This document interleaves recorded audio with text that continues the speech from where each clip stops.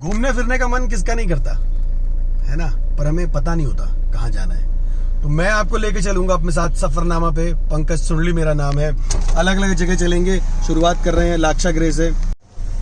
तो दिल्ली से हम चल पड़े हैं लाखा मंडल के लिए। ये ट्रिप सफरनामा आज से हम शुरू कर रहे हैं और ये ट्रिप सीधे हमें पहुंचाएगा।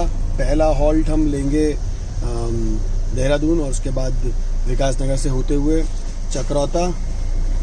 लाखा मंडल काफ़ी मशहूर है। पांडवों की कहानी सभी ने सुनी है, महाभारत सभी जानते हैं। तो महाभारत में सबसे इम्पोर्टेंट एक जो बीच में एपिसोड हुआ था, जब आपने देखी होगी महाभारत, उसमें कौरव साजिश करते हैं जलाने की, है ना। एक महल बनाते हैं, उस महल में उनको रखते हैं और वहाँ पर पांडवों को जलाकर मारने की साजिश करते हैं। वहाँ पर आज क्या स्थिति है, यहाँ से विकासनगर होते हुए चक्रौता होते हुए जाते हैं और वहाँ पर आज किस तरह से दिखता है और पूरी की पूरी कहानी बताएंगे वहाँ के पंडित जी। तो सीधे उनकी जुबानी सुनते हैं। अब फिर आप लोग यहाँ पे ध्यान लगाना जी। दुर्योधन ने पांडवों को जलाने के लिए लाखा महल बनाया था, लक्षगृह। वो ये जगह है, यहाँ पे चारों तरफ लाल ईंट है, चारों तरफ। इस ईंट के नीचे आज भी लाख है। यहाँ पे महल था, महल पे दुर्योधन ने आग लगा दी, महल जल गया। यहाँ से अंडरग्राउंड सुरंग है, वो सरकार ने बंद कर दी, अंग्रेजों के टाइम पे बंद हो गया था। विदुर ने यहाँ से सुरंग बनाई और आते समय आपको नीचे सड़क पे गुफा मिली है, मिली है ना, वो है पांडवों की दुंद गुफा। विदुर ने यहाँ से सुरंग बनाई। उनकी सेना कौन थी, विद्वान आप लोग सब लोग बैठे, उनकी सेना कौन थी? जैसे हमारे यहाँ कल आपके चीन में बोलो या पाकिस्तान में बॉर्डर में जो हमारी फौज तैनात है, तो विदुर की सेना कौन थी? भारत की सेना तो फौज वाले हो गए, आर्मी वाले हो गए, ITV वाले हो गए, ऐसी सेना है हमारी भारत की। विदुर की सेना चूहा था, चूहा।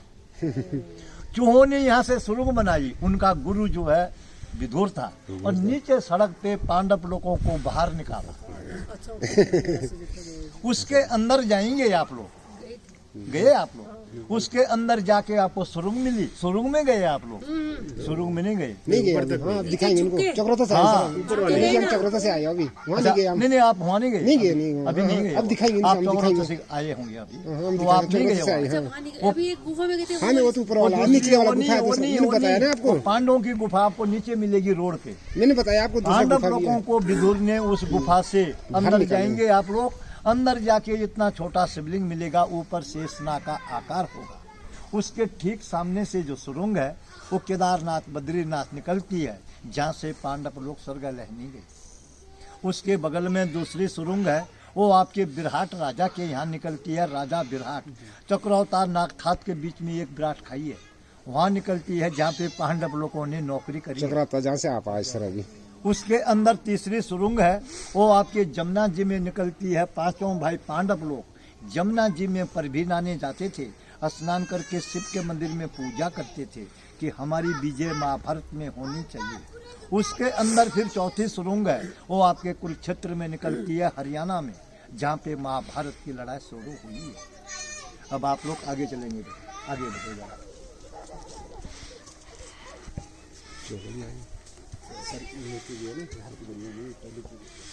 आ जाओ जी, आप लोग आगे बढ़ो, आगे बढ़ो भाई साहब आप लोग।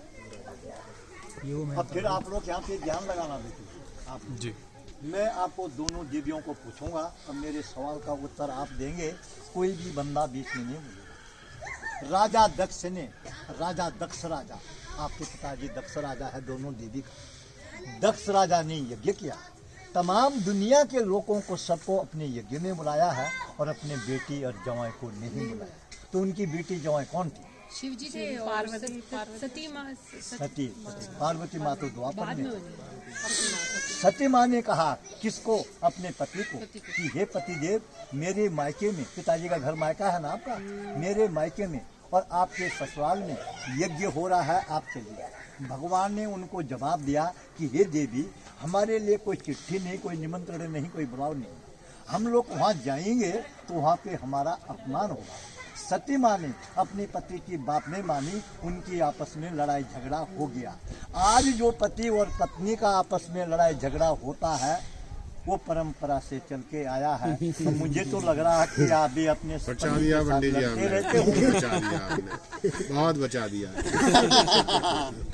सती माँ अपने मायका गई और वहां जाके सभा के बीच में अपने पिताजी को नमस्कार किया और दक्ष राजा ने अपने बेटी का नमस्कार स्वीकार नहीं किया। उसको फिर अपने पति की याद आई कि मेरे पति ने सत्य वचन बोला था कि वहां जाएंगे तो अपमान होगा। पति का कहना मानना जरूरी है, अपमान नहीं करना पति का। जो बोलेगा पति उसका सम्मान करना है। उसको क्रोध आया, किसको? सती माँ को। हवन कुंड में कुछ पड़ी भस्म हुई। शंकर भगवान को पता लगा कि मेरी धर्म पत्नी हवन कुंड में कुछ पड़ी भस्म हुई। उसको भी क्रोध आया, उसने अपने सिर से जटा उखाड़ी, पृथ्वी पे पटका और वीर और भद्र भगवान पैदा हुआ। तो सतयुग में इनका रूप है वीर और भद्र। जब ये दोनों वीर सामने खड़े हुए तो इन्होंने कहा कि हे भगवान, शिव जी को कहा, हे भगवान हमें आपने क्यों याद किया। उनको ये पता नहीं लगा कि हमारे जटों से, शिव के जटों से हम प्रकट हुए, हमको याद क्यों किया। भगवान ने बोला जाओ और दक्ष राजा का यज्ञ हो रहा है और उसको भंग करो, और जो भी आपको रास्ते में कोई जानवर मिलेगा, पहला जानवर मिलेगा, उसका सिर काटना और मेरे ससुर जी का सिर भी काटना और उसके धड़ पे उनका सिर लगाना। तो उन किसका सिर है? उसके दक्ष राजा के। बोलो आप लोग गुरु जी। बकरे का, बकरे का सिर है राजा दक्ष का। जो सिर है वो बकरे का है जी। तो सतयुग में इनका रूप है वीर और भद्र, और दोनों देवी का रूप है सतयुग में सती माँ। फिर त्रेता युग आया, राम जी का अवतार। त्रेता युग में इनका रूप है जय और विजय, और आपका रूप है दुर्गा माँ का। फिर द्वापर आया, कृष्ण जी का अवतार। द्वापर में इनका रूप है द्वार और पाल, और आपका रूप है पार्वती माँ का। अब ये कलयुग है, मुकुट है, ये राक्षस है। राक्षस भूत जिसको कहते हैं, इसके खोपड़ी के बसान का निशान, और आपका रूप है गौरा माँ का। तो चार रूप इनके भी हैं और चार रूप आपके भी हैं।